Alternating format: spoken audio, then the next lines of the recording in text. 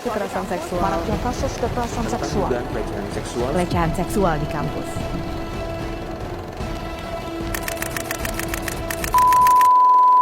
Peraturan Mendikbudristek Nomor 30 Tahun 2021, diketahui Permendikbud Nomor 30 ini mengatur tentang pencegahan dan penanganan kekerasan seksual di lingkungan perguruan tinggi. Sekarang ini kita tidak lagi menghadapi penjajahan oleh bangsa asing, tetapi ada bentuk penjajahan lain yang masih terjadi di sekitar lingkungan kita, yakni kekerasan seksual.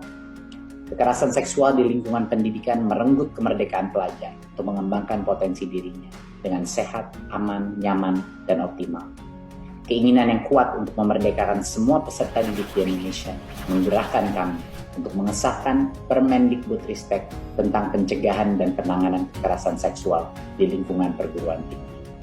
Peraturan ini kami keluarkan sebagai pedoman bagi perguruan tinggi untuk membentuk satuan tugas pencegahan dan penanganan kasus kekerasan seksual di dalam kampus dan menentukan sanksi bagi pelaku kekerasan seksual di lingkungan perguruan tinggi. Akhir kata, saya meminta agar kita semua bergerak serentak, menghapus segala bentuk kekerasan di lingkungan perguruan tinggi, terutama kekerasan seksual. Mari bersama kita wujudkan kampus merdeka yang benar-benar merdeka. Terima kasih. Wassalamualaikum warahmatullahi wabarakatuh. Om Shanti Shanti Shanti Om. Namo Buddhaya. Honestly, Nadia, it's not just shocking, it's heartbreaking. It shows just how unprepared many people are to handle their own sexual growth. Lately, women assume sex education is just anatomy, but it's more, right? They go to Google, they end up watching porn or reading disturbing content without any framework to process it. In our culture, talking too openly about sex can seem like encouraging it.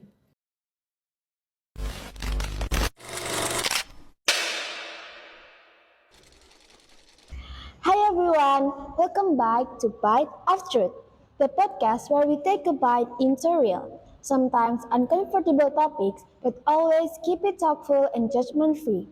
I'm your host, Nadia. Today's episode is a big one. Sex education without cringe. And yes, we're going to talk about something that's been widely trending on Facebook lately, a viral group centered around incest fantasies. It sounds disturbing, and it is, but it points to something deeper, a lack of proper, comprehensive sex education. Before I start the discussion session about the case, let me explain a little. What is sex education?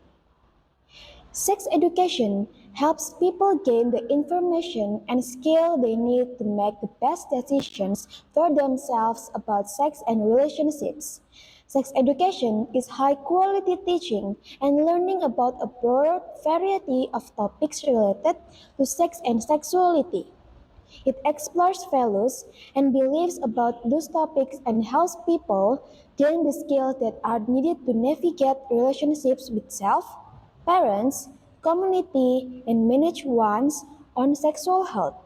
Sex education may take place in schools and home, in community setting, or online. Important topics in sex education. Proper sexual education can protect oneself from the risks of violence, exploitation, and sexual harassment.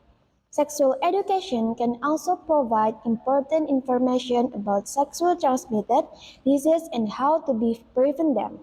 The topic of discussion in sex education can also be adapted to the age of each person, from children, teenagers, to adults. For more clarity, here are various important topics discussed in sex education. 1.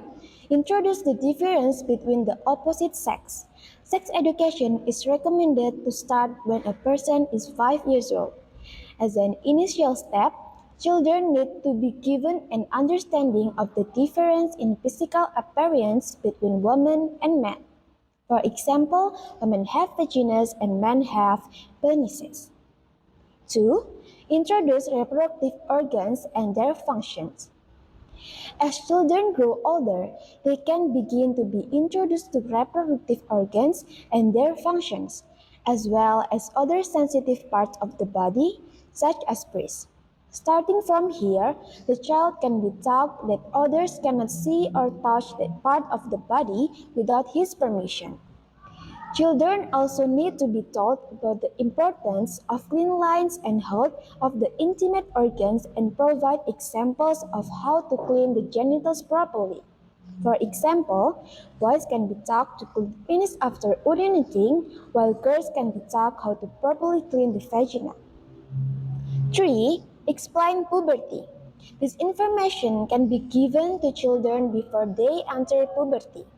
Knowledge about the changes that will occur during puberty also includes the topic of sex education that can help children prepare themselves for all the physical and emotional changes during puberty.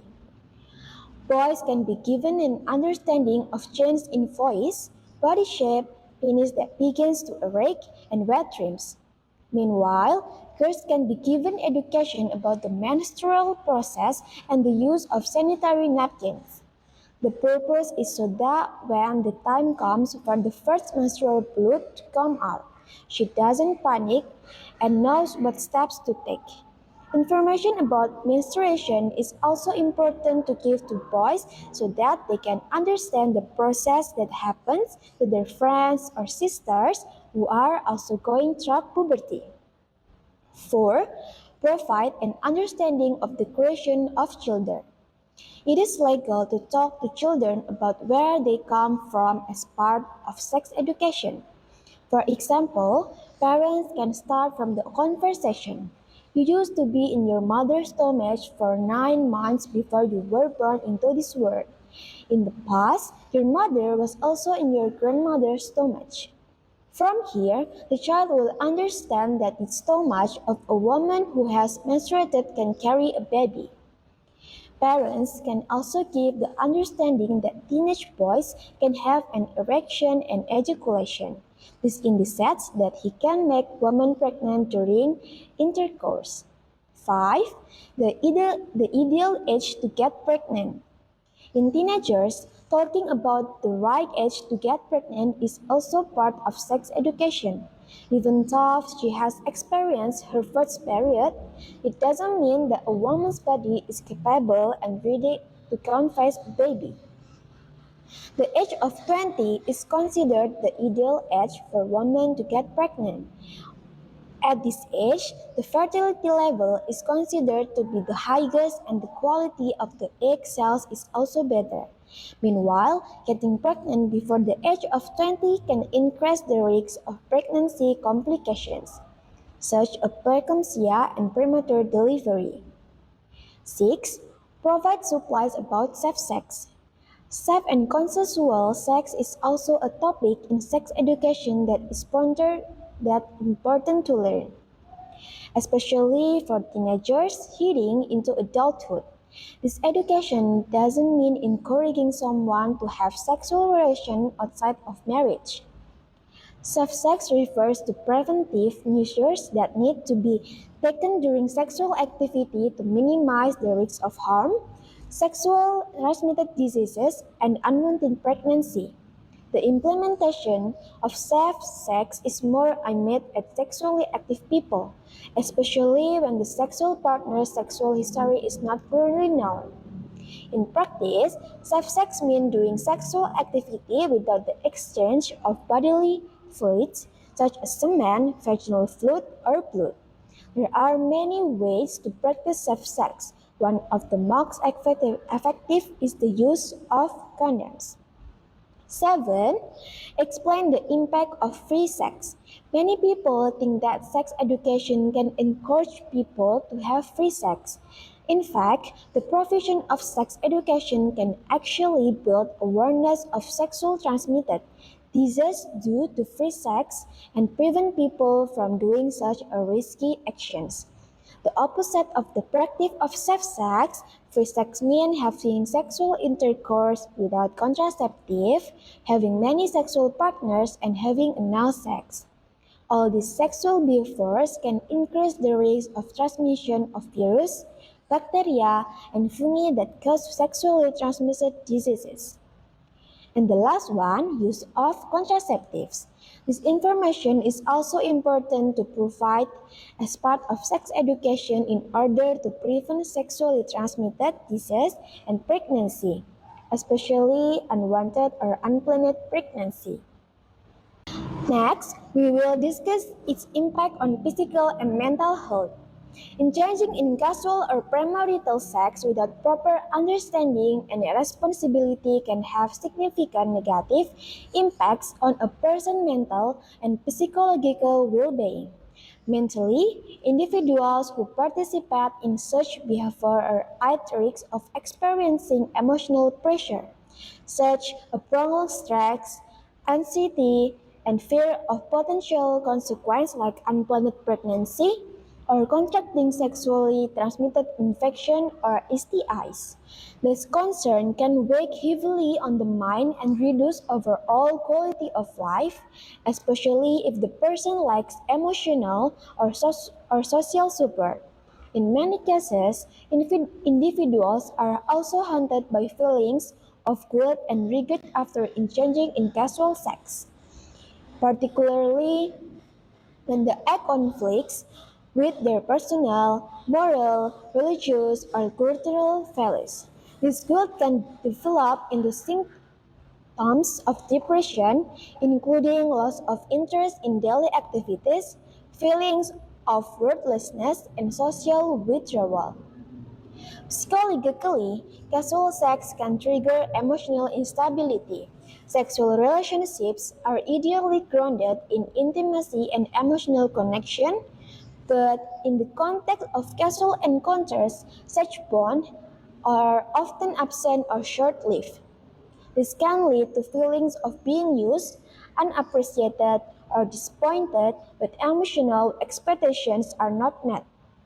In some cases, individuals may struggle to trust others, suffer from low self-esteem, or even experience emotional trauma, especially if the encounters involve coercion, manipulation, or pressure.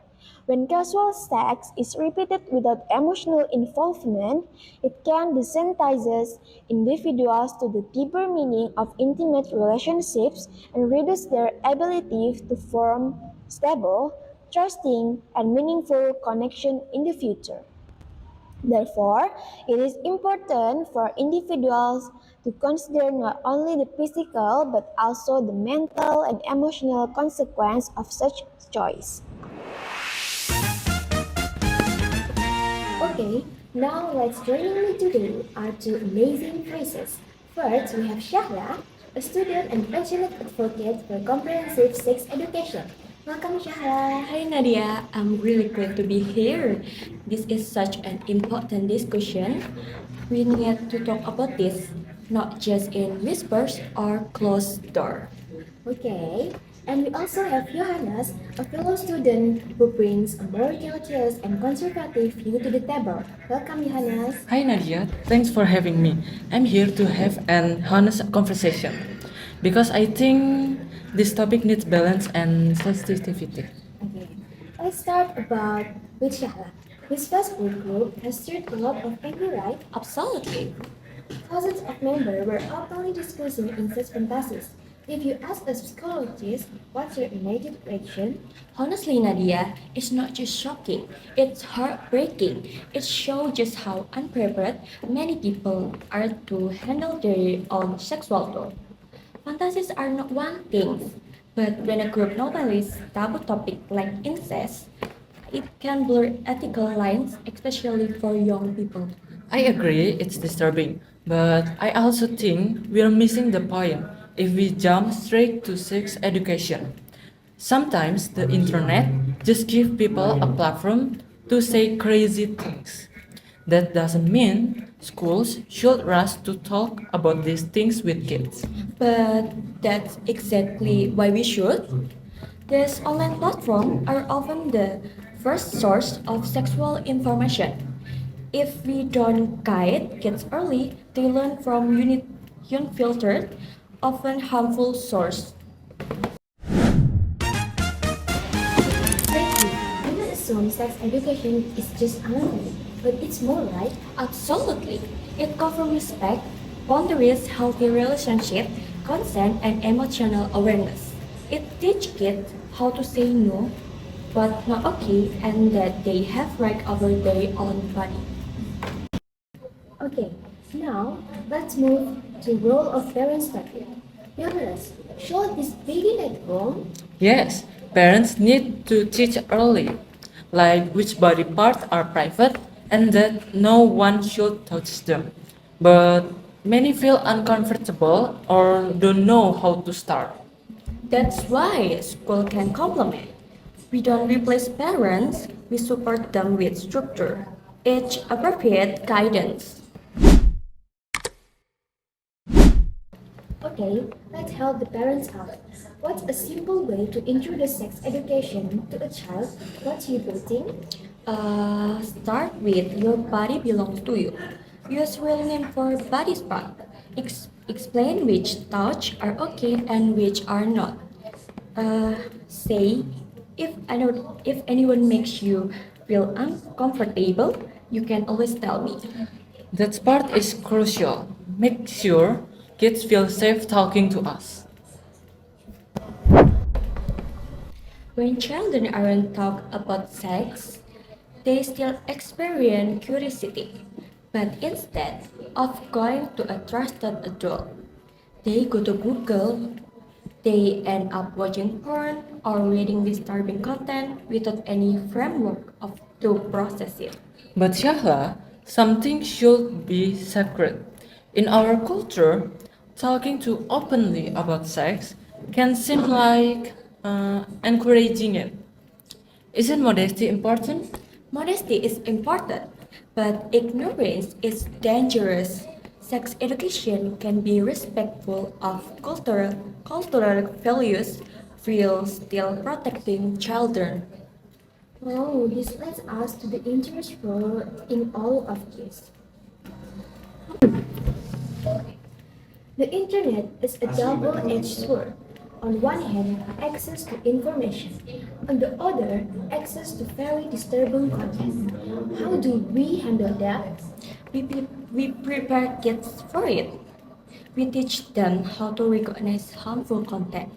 We explain why some fantasies are unethical. Just banning content doesn't work. But isn't that the parents' job, monitoring their device? Talk. Yes, but school can support that. Many parents don't even know what their kids are saying. We need a united front. Okay, now let's talk about physical health. What happens when kids don't get the right information, both from school and parental mistake in guiding children? They're at higher risk for STIs, unplanned pregnancies, or being manipulated into dangerous behavior. Lack of info doesn't protect them. It leaves them vulnerable. Now, let's see the mental health. What's the psychological cause of not teaching kids about sex? Many grow up with shame, confusion, or fear. Some feel broken for having natural feelings. This can lead to anxiety, depression, low self-worth, even trauma, especially for survivors of abuse. I absolutely agree that the psychological impact of lacking sex education is often underestimated. Many children and teenagers grow up in environments where any discussions about sexuality is considered dirty, shameful, or strictly forbidden. Let's talk boundaries, a key part of sex education. When studying it, we also have to know what the limitations are, right? Yes, kids need to know what respect look like, what's not okay, and they are allowed to say no. Understanding consent help prevent abuse and build stronger, healthier relationship. But when we talk about sex education, I think many people automatically assume it's about encouraging young people to engage in sexual activity. But that's a misconception. what we're really talking about here, especially when it comes to boundaries and ethics. It's teaching our children to respect themselves and others. Sex education also means being inclusive, right? Exactly not. When we acknowledge LGBTQ plus experience, we create safer space for everyone. It reduces bullying, isolating, and suicide risk. Inclusion in education is life-saving, not political. Inclusivity in sex education is something that often gets misunderstood. Some people worry that by acknowledging different sexual orientations or gender identities, we're somehow encouraging certain behavior. But I see it differently. To wrap up, what's the big takeaway? What might you tell us about our discussion this time? Comprehensive. Sex education isn't just about sex. It's about mental strength, emotional intelligence, and bodily safety. It teaches kids to be kind, cautious, and confident. As we come to the end of these discussions, I want to emphasize that comprehensive sex education isn't just about biology or anatomy. It's about giving young people the tools to make healthy, respectful, and informed decisions from themselves and those around them. It's about teaching them that they deserve to be safe and that their feelings, their bodies, and their boundaries matter. Okay, this isn't an easy conversation, but it's necessary. Because when we stay silent, we leave the internet to do the talking. And it's not always speaking the truth. Thank you for Shala and Johannes for your insights. And thank you listeners for having the courage to think critically. This is Nadia signing off from Bite of Truth.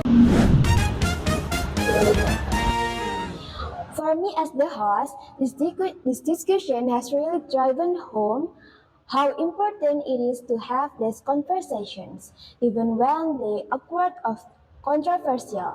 I've learning that silence doesn't protect kids. It leaves them turning to the internet for answers, and the internet doesn't care about their well-being. That's why I see comprehensive sex education as a powerful tool. It's about equipping kids to navigate a world that's full of mixed message and dangerous content. I've also learned that this isn't about taking over the role of parents.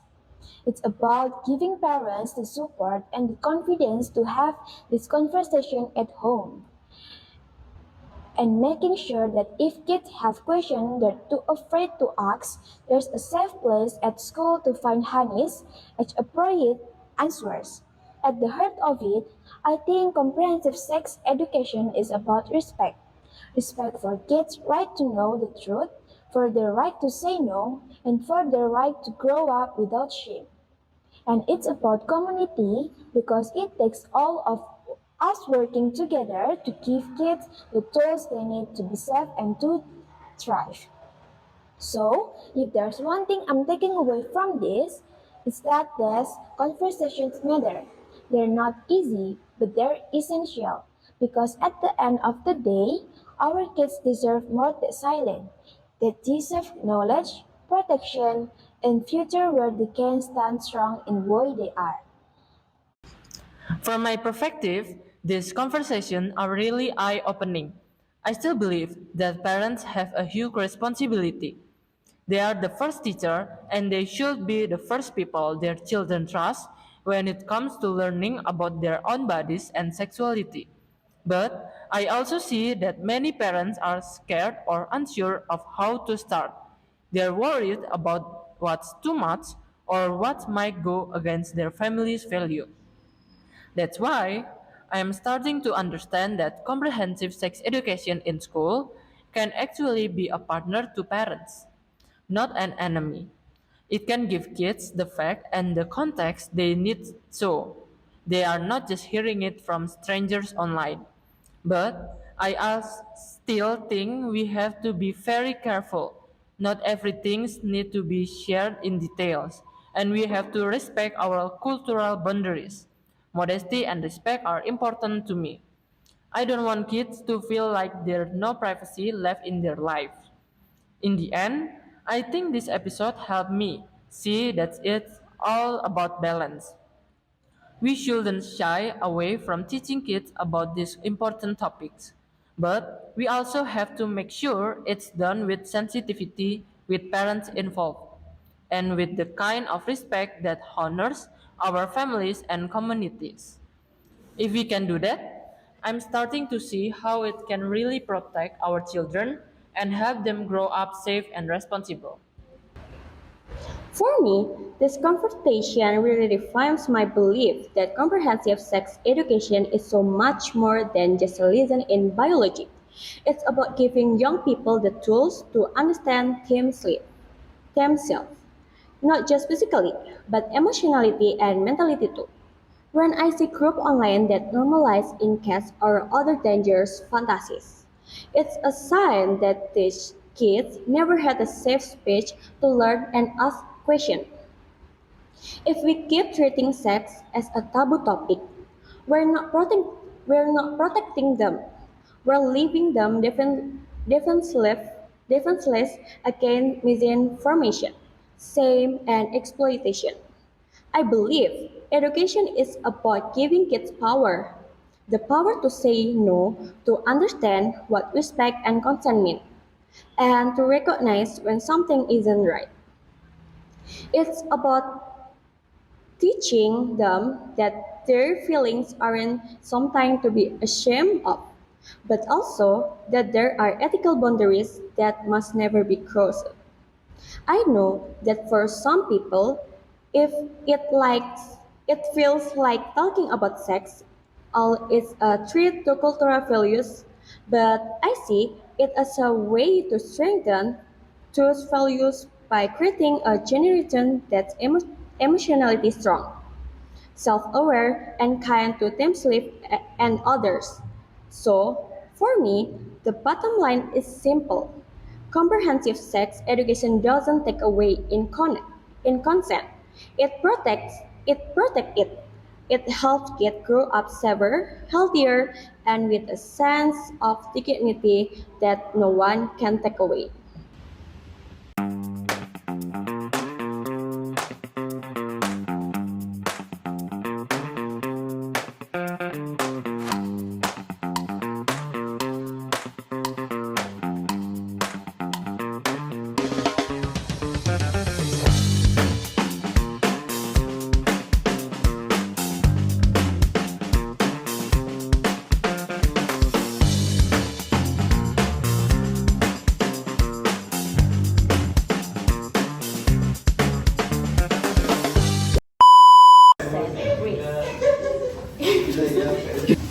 Silva, permen, bikin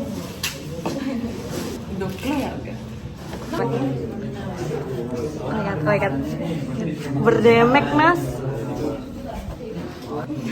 Ya apa?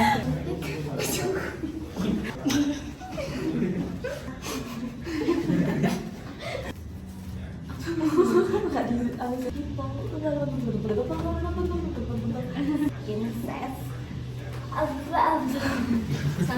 The first. Teaches. It teaches. Yeah, exactly. That's it. No,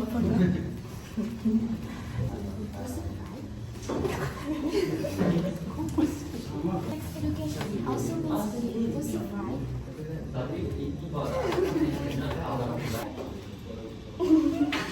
Just about sex education. Kelatihan ya? Tahu. Oh, latihan. Tahu. Ini kan buat pianis. Guys, jadi kita mau take lagi. Nah, karena suka pada David.